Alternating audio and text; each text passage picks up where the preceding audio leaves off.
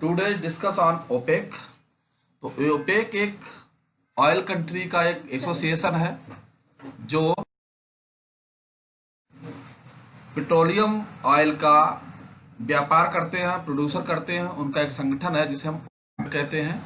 इसका पूरा नाम है organization of petroleum exporting countries, यानी कि पेट्रोलियम निर्यातक देशों का संगठन, जिसे हम ओपेक के नाम से जानते हैं। ओपेक एक स्थायी अंतर सरकारी संगठन है जिसका गठन 10 से 14 सितंबर 1960 को आयोजित बगदाद सम्मेलन में ईरान, इराक, कुवैत, सऊदी अरब और वेनेजुला ने जो था मिलकर बनाया था। इन 5 संस्थापक देशों के बाद इनमें कुछ सदस्यों को इसमें शामिल किया गया है। ये देश कतर 1961, इंडोनेशिया 1962, लीबिया 1962, संयुक्त अरब अमीरात 1967, Algeria 1969, Nigeria 1971, Ecuador 1973, Angola 2007, Gabon 1975, Equatorial Guinea 2017, Congo 2018 को इस संगठन का मेंबर बनाया गया, इस संगठन में शामिल किया गया था।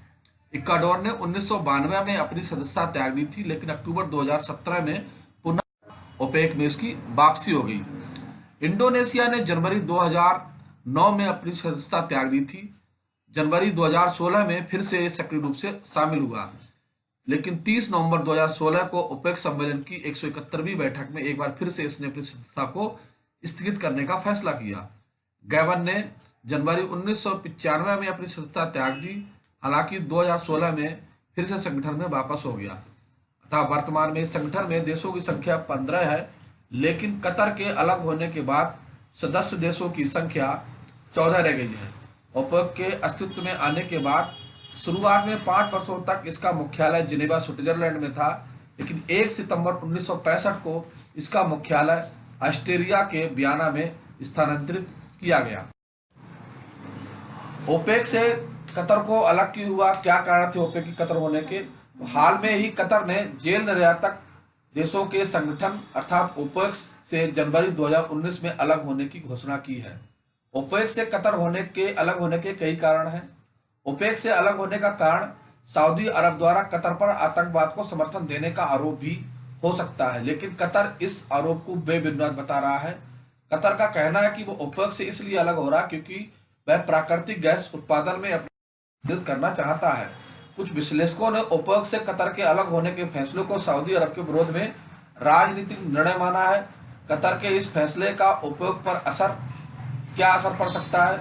संभवतः ओपेक से कतर अलग होने के फैसले का तेल की कीमतों पर कोई स्थायी प्रभाव नहीं पड़ेगा, क्योंकि ये तेल का अपेक्षाकृत बहुत छोटा देश है।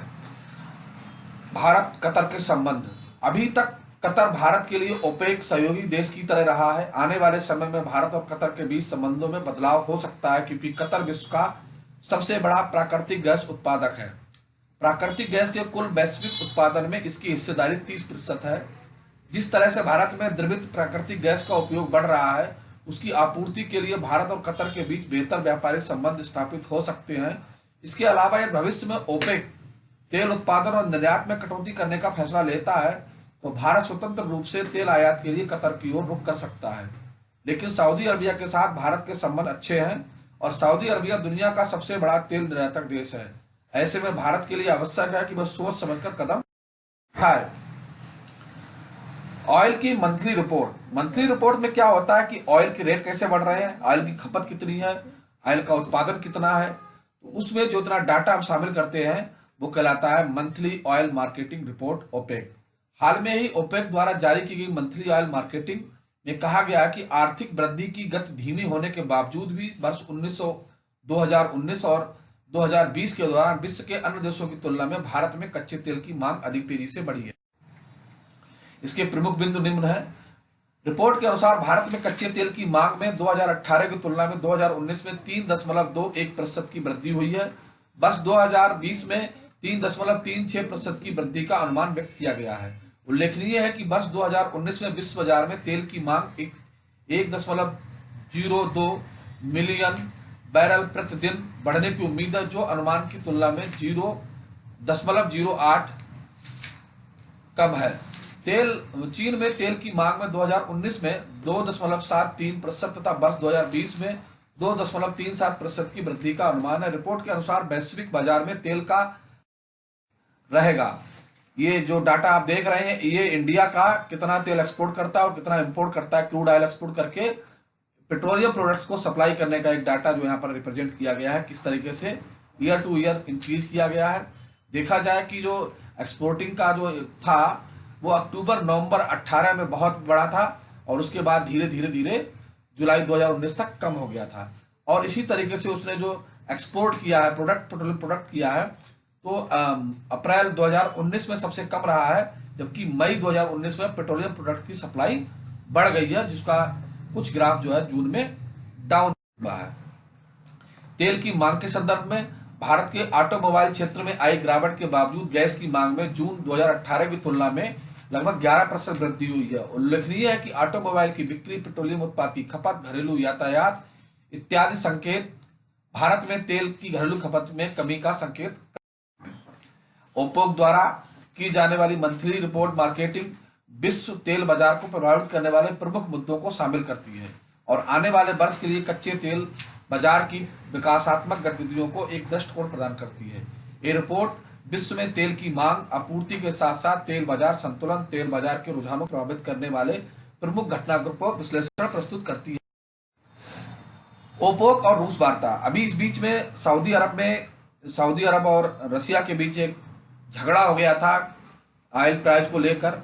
रूस जो है कि अपना उत्पादन बढ़ा रहा था, तो याकायाक सऊदी अरब ने भी अपना उत्पादन बढ़ा दिया।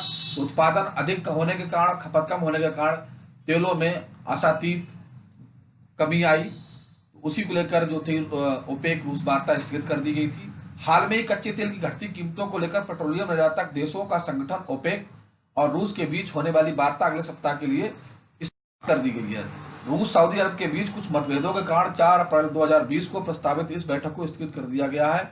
हाल में ही वैश्विक स्तर पर कच्चे तेल की कीमतों में गिरावट को देखते हुए ओपेक देशों ने तेल उत्पादन में कटौती करने का निर्णय लिया था, परंतु रूस ने वर्ष 2018 के समझौते के विपरीत पुनः तेल उत्पादन में कटौती करने से इनकार कर दिया है। इसके बावजूद सऊदी अरब ने भी कच्चे तेल के उत्पादन में वृद्धि कर दी, जिससे बाजार में तेल की उपलब्धता अधिक होने के कारण कच्चे तेल के मूल्य में अभूतपूर्व गिरावट देखी गई है। तेल उत्पादक देशों के बीच वर्तमान में चल रहे विवाद के कारण ब्रांड क्रूड ऑयल का मूल्य 2 अप्रैल 2020 को घटकर $33 बैरल पहुंच गया था। वर्तमान में वैश्विक स्तर पर कच्चे तेल की मांग में कमी को देखते हुए तेल उत्पादक देशों में उत्पादन में कटौती लाने का सहमति का अभाव जो तेल की कीमतों में गिरावट का मुख्य कारण है। रूस द्वारा तेल उत्पादन में कटौती लाने से इनकार करने पर सऊदी अरब ने तेल उत्पादन 9.8 मिलियन प्रति बैरल बढ़ाकर 12.3 मिलियन बैरल प्रतिदिन करने की घोषणा कर दी है।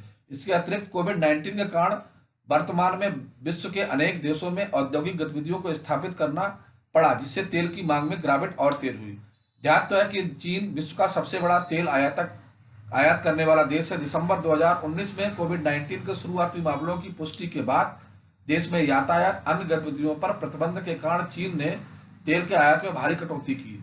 कोविड-19 के कारण वैश्विक स्तर पर सार्वजनिक अंतर्राष्ट्रीय घरेलू उत्पादों प्रतिबंध के कारण विमानन यानी कि ट्रेवल फ्यूल की खपत अभूतपूर्व कमी। तेल की कीमतों में गिरावट के प्रभाव। तेल क्षेत्र में की कंपनियों का मुनाफा तेल निकासी की लागत पर निर्भर करता है। वर्तमान में विश्व के विभिन्न तेल क्षेत्रों में बड़ी मात्रा में तेल उपलब्ध है, परंतु पिछले कुछ वर्षों में तेल निकासी की लागत में वृद्धि हुई है। इसका प्रभाव कंपनियों के मुनाफे पर ही पड़ा। ऐसे में तेल की कीमतों में गिरावट से इस क्षेत्र में कार्यरत कंपनियों का भारी नुकसान उठाना पड़ सकता है। हेंस और ब्यून oil patch bank currency monetary report के अनुसार 2015 से उत्तरी अमेरिका की 208 तेल उत्पादक कंपनियों ने स्वयं को दिवालिया घोषित कर दिया है। कच्चे तेल की कीमतों में कमी के कारण तेल के निर्यात पर आश्रित अर्थव्यवस्थाएं जैसे ईरान, वेनेजुएला, रूस आदि को गंभीर क्षति हुई है। वेनेजुएला की सरकार दिवालिया भी घोषित हो चुकी है, वहां सांसदों की पिटाई भी हो चुकी है। इस वजह से तेल की कीमतों में आई गिरावट का प्रभाव निर्यात पर आश्रित देशों की अर्थव्यवस्था के साथ ही उनकी राजनीति पर भी देखने को मिला है। ऐसे में अधिक समय तक तेल की कीमतों में गिरावट का प्रभाव देश की आंतरिक क्षेत्रीय स्थिरता पर भी पड़ सकता है। तेल की कीमतों में गिरावट से भारत पर क्या प्रभाव पड़ेंगे? कच्चे तेल की कीमतों में गिरावट से तेल के आयात पर होने वाले सरकारी खर्च में कमी आई। 2014 मार्च से अप्रैल 2020 के बीच भारत में आयात होने वाले कच्चे तेल का मूल्य प्रति बैरल 107 अमेरिकी डॉलर से घटकर 21 अमेरिकी डॉलर हो गया है। हालांकि मार्च 2014 और 2020 के बीच खुदरा तेल बिक्री कीमतों में कोई कमी नहीं हुई है। उदाहरण के लिए इस अवधि के दौरान देश की राजधानी पेट्रोल में की कीमत में 1.82 रुपए प्रति लीटर की देखी गई है, जबकि इस अवधि के दौरान तेल की बिक्री के माध्यम से केंद्र सरकार को शुल्क के रूप में प्राप्त होने वाली राशि में दुगनी वृद्धि हुई है। मार्च 2020 में वैश्विक स्तर पर तेल की कीमतों में गिरावट को देखते हुए केंद्र सरकार ने भारत में बिकने वाले तेल उत्पादों पर लगभग 3 रुपए प्रति लीटर की वृद्धि कर दी। परिणामतः भारतीय बाजार में मिलने वाले तेल की कीमत में कोई विशेष बदलाव नहीं मिला है। उत्पाद शुल्क में वृद्धि। कोविड-19 के कारण देशव्यापी लॉकडाउन के कारण भारतीय अर्थव्यवस्था पर नकारात्मक प्रभाव से पहले ही सरकार राजकोष की घाटों की समस्या से जूझ रही थी। लगभग 4 वर्ष पहले वस्तु सेवा कर अर्थात वैट जीएसटी के अपेक्षा अनुरूप शीघ्र ही अधिक कर इकट्ठा नहीं किया जा सका। इस दौरान उपभोक्ताओं मांग में गिरावट को देखते हुए आयकर में कटौती जैसे माध्यमों से उपभोक्ता को अधिक मुद्रा उपलब्ध कराने की मांग तेज हुई। वर्तमान में सरकार के लिए आयकर में कटौती करना बहुत मुश्किल है, अतः सरकार ने करदाताओं को नए दरों वाले आयकर स्लैब का विकल्प